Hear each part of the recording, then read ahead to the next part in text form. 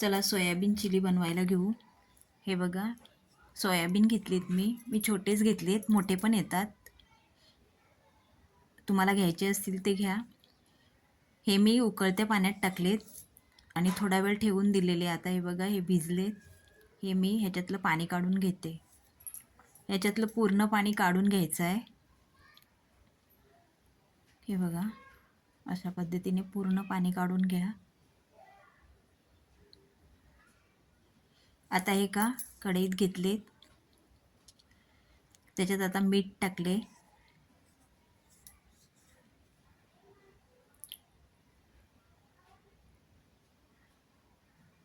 हा chilli sauce आहे, red chilli sauce. हा सोया सॉस आहे. हा खूप कमी टाकायचा, कारण ह्याचा काळा कलर ना सगळ्या याला चढतो. हे विनेगर आहे, मी थोडंसंच टाकले.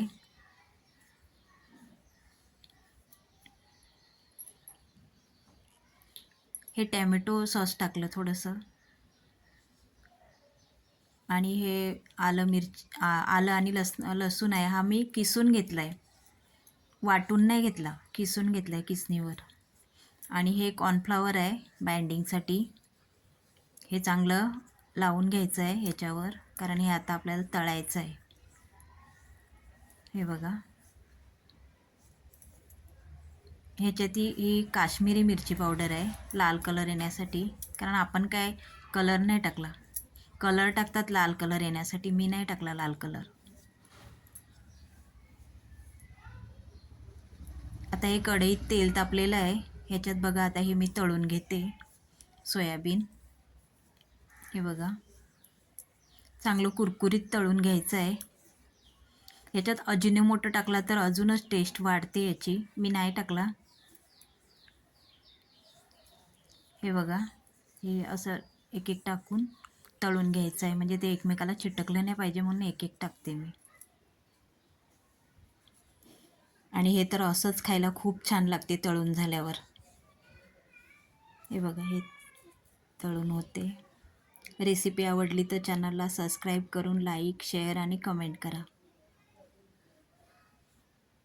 हे बघा, झालं आहे आपलं तळून. आता हे काढून घ्यायचं आहे.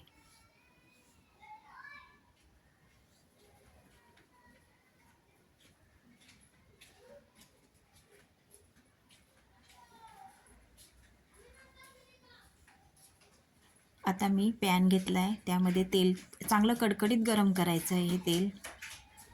आणि गॅस जरा हायच ठेवायचा आहे. ही सिमला मिरची आहे, सिमला मिरची टाकली, कांदा, सिमला मिरची.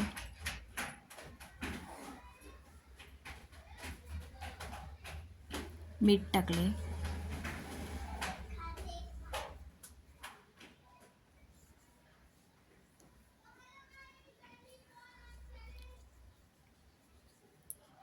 हे चांगलं मिक्स करून घ्यायचं आहे.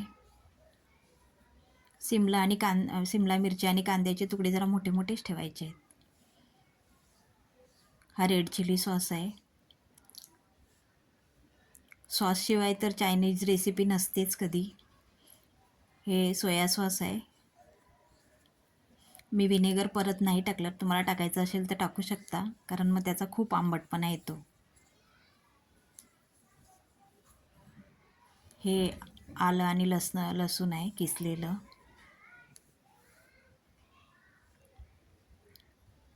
हे मिक्स करून घ्यायचं आहे सगळं.